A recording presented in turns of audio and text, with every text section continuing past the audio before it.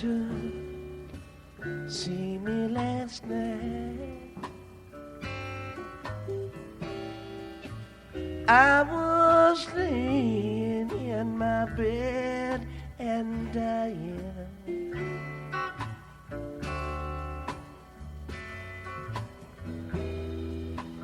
Anyone know from sin and jail? Say the weather down here so fine.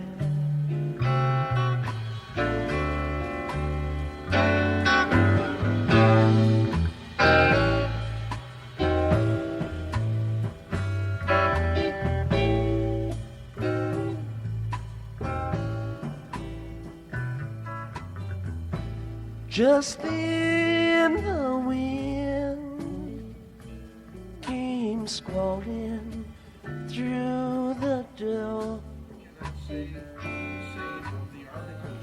But we're considering today from the House of Representatives, which has the sole power of impeachment. After 9 days of presentation and questions, and after fully considering the record, I'm convinced that what the House is asking the Senate to do is constitutionally flawed and dangerously unprecedented. The House's abuse of power article rests on objectively legal conduct. Until Congress legislate otherwise, a president is within his authority to request that a foreign leader assist with anti-corruption efforts. To make up for this, the House of Representatives' abuse of power theory rests entirely on the president's subjective motive. This very vague standard cannot be sustained. The House offers no limiting principle of what motives are allowed.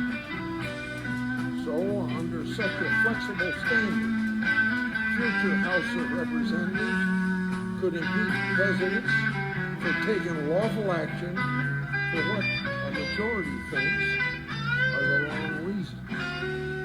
The House also gives no guidance whatsoever on whether conviction rests on proving a single correct motive or whether mixed motives suffices under their theory. In its trial brief, the House of Representatives argues there's no credible alternative explanation, that's their words, for the president's alleged conduct. But once the Senate heard from the president's counsel in defense, then all of a sudden, the House changed its tunes. Now, even a credible alternative explanation shouldn't stop the Senate from removing the president. Reshaping their own standard mid-trial only serves to undercut their initial arguments. And simply asserting, at least 63 times that I counted, that their evidence was quote-unquote overwhelming doesn't make the House of Representatives' allegations accurate or prove an impeachable offense. Even after arguments had concluded, the House managers started repeating the terms bribery and extortion on the floor of the Senate, while neither terms appears anywhere in their articles of impeachment. So you get down to this point. It's not the Senate's job to read into House articles what the House failed or didn't see fit to incorporate itself. Articles of impeachment shouldn't be moving targets like moving a goalpost. The ambiguities surrounding the House's abuse of power theory give this senator reason enough to vote not guilty. If we're to lower the bar of impeachment, and that's what the House of Representatives is trying to do, we better be clear on where the bar is being set.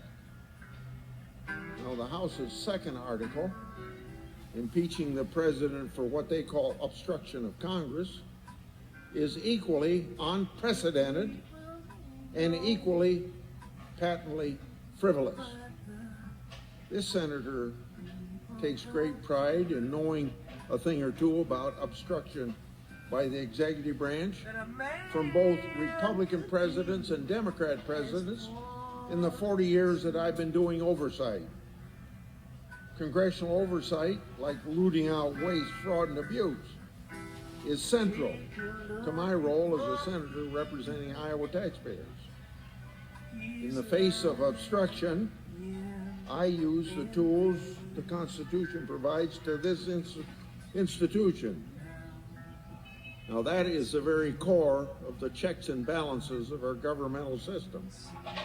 For example, I fought the Obama administration to obtain documents related to Operation Fast and Furious under the House's obstruction standard. Should President Obama have been impeached for his failure to waive privileges during the course of that investigation?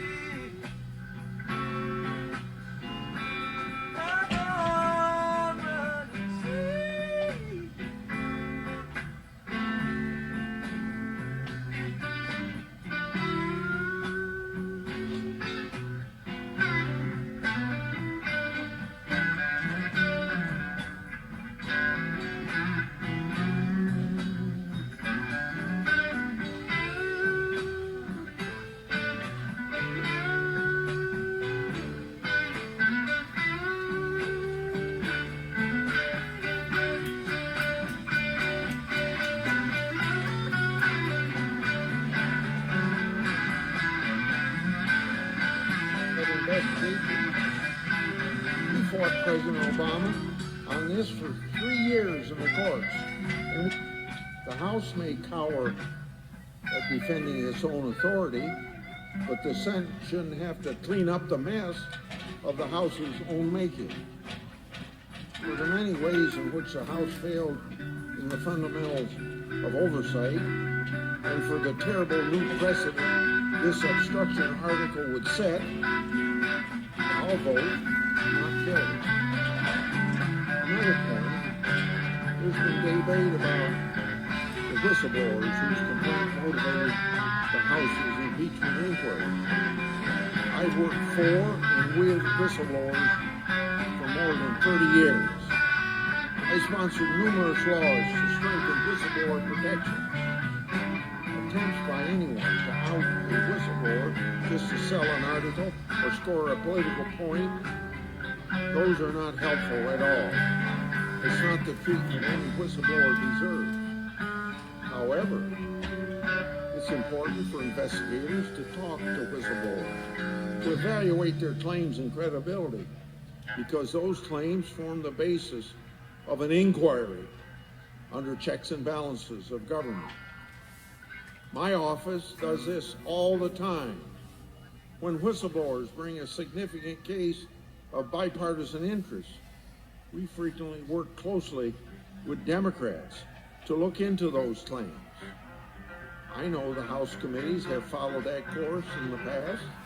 Both parties understand how to talk to whistleblowers and respect confidentiality. But why no efforts were taken in this case to take these very basic bipartisan steps is very baffling to me.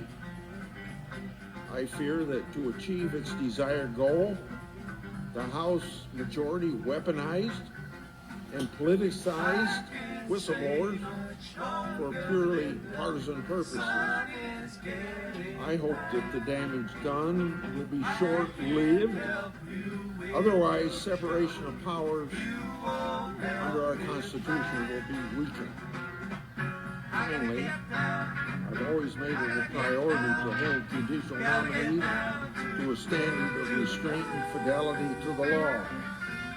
And as judges in this case, which every senator is, we should consider those factors which consult restraint. These articles came to the Senate as a product of a flawed, unprecedented, and partisan process. When the articles were voted by the full House, the only bipartisanship was those in opposition. Moreover, tonight, the Iowa caucuses will be finished. The 2020 presidential election is underway. Yet, we all are asked to remove the incumbent from the ballot based on an impeachment supported by only one party of the Congress. The Senate should take no part in endorsing the very dangerous new precedent that this would set for future impeachments. We know we need no new normal when it comes to impeaching a president. We've got precedents of the past that should be followed, and they haven't been followed. We've had more than 28 pages of evidence. We've had 17 witnesses and over 70 hours of open, transparent consideration by the Senate. The American people are more than adequately prepared to decide for themselves the fate of the president in November. This decision belongs to the voters. It's time to get the Senate back to work for the American people on issues of substance. I yield the floor.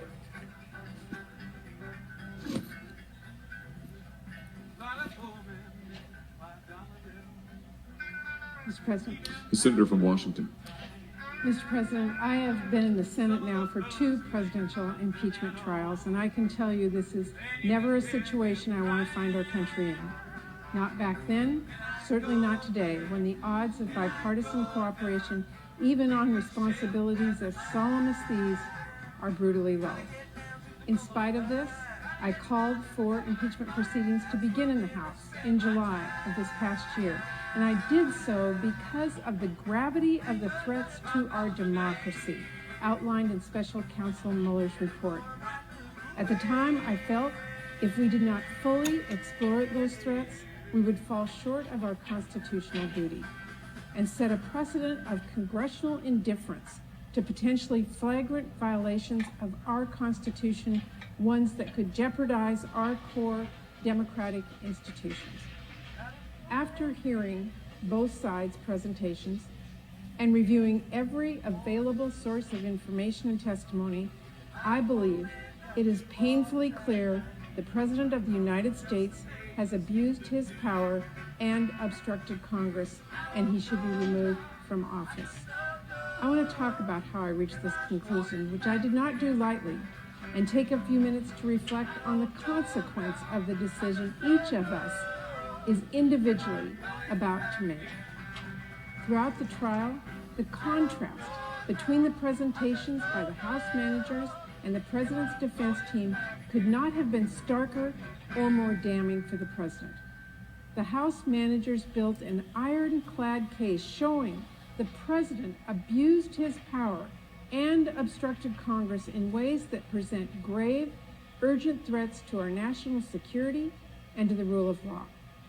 Over the course of their arguments, it became undeniably clear the corruption we have learned so much about in recent months starts at the very top, with the President of the United States. President Trump demanded a foreign government to intervene in our elections for his own political gain, and he did so by withholding American taxpayer dollars and ignoring congressional authority. The President's associates acted with his full knowledge and consent, and he himself pressured Ukraine's leader, knowing how much Ukraine depends on United States support. These actions have already made us less secure as a nation. By delaying vital military aid to Ukraine, a key partner, President Trump has emboldened Russia, one of our chief adversaries. He's undermined our credibility with other allies worldwide. And critically, the president has also given every indication he will continue to put his own interests ahead of American interests, including in our upcoming elections, and has time and time again refused to recognize Congress's constitutional authority to oversee the executive branch. In addition, information continues to come out further implicating the president and demonstrating not only his intent to abuse the power of our highest office, but his direct personal engagement in efforts to do so. To summarize, the House's arguments made it impossible to ignore a reality our founders deeply feared: a president who betrays our national security for his own personal benefit and disregards the system of checks and balances on which our democratic institutions depend, who believes he is above the law, contrary to the most fundamental American principles. The president's defense did not directly refute those charges against the president or the thorough case that the House presented. In fact, the president's defense only served to illustrate how indefensible the president's actions are. We heard complaints from the president's defense about the House process, which the president refused to engage in. We heard a debunked conspiracy theory about Ukrainian election interference, even though the president's own advisors repeatedly explained to him that Russia, not Ukraine, interfered in our 2016 election. We heard denial of a quid pro quo that, as the House managers laid out in excruciating detail, was borne out not only on the president's July 25th call with President Zelensky, but in hundreds of documents from before and after that call. We did not, however, hear any substantive defense of the president's actions. And tellingly, the president's defense vehemently opposed common sense requests for the president's own key aides to testify and for consideration of his aides' documents as part of this trial. If the president was as innocent as he claims, surely his aides and his administration's materials would bear those claims out, and he would want them considered. He and his team do not. I said in 1999 that if we were to remove a sitting president, none of us should have any doubts. Today, based on the facts we have heard and the distraction and obfuscation offered in response, none of us should have any doubts the president committed the impeachable offenses of which he is accused. What we now know is the President of the United States demanded a foreign government interfere in our elections to help him win his upcoming campaign. And that truth is indisputable. And the question is, what does each of us as individuals do with that information? Sitting here, I've been reminded this trial is so much larger than any one of us, larger than any political party, and much larger than President Trump. It is fundamentally about whether we will stand up for the institutions that secure our autonomy as a people, institutions we hope to leave stronger for our children and grandchildren. And to go a step further, really, this trial is about freedom in our country. Because if the president feels he owes his office to a foreign government, not Americans, then who does the president truly serve? How can he be trusted? If foreign governments can skew our elections in their favor, if they interfere with Americans at the ballot box this November, then are Americans truly represented in the White House? Is there any American really free if a president can owe their election to an entity outside and aside from the American people, and foreign governments can help decide who is in our highest office? These questions and their chilling answers have led me to my final decision, and I hope others consider them carefully as they make their own. And I also want to speak for a minute about fear. There are really two different kinds at work in this moment. One is a fear of political consequences. I remember how many members of Congress felt compelled to vote for the war in Iraq. The political pressure was palpable. Today, that kind of political fear is palpable again. But fear of political consequences must never supersede concern for our country. And today, we should be fearful for our country. We should be fearful for our future, for our safety, and the rule of law if the evidence we've heard cannot persuade this body to act on the painful truth before us. Our president has betrayed the public trust, flagrantly violated our laws, and proved himself a threat to our national security. So I ask my colleagues how they want to feel, not in this moment, here today, but in the years ahead, and as part of our nation's history. As more information continues to come out about this administration, and it will, as we get closer to an election, we still have a unique opportunity to help protect.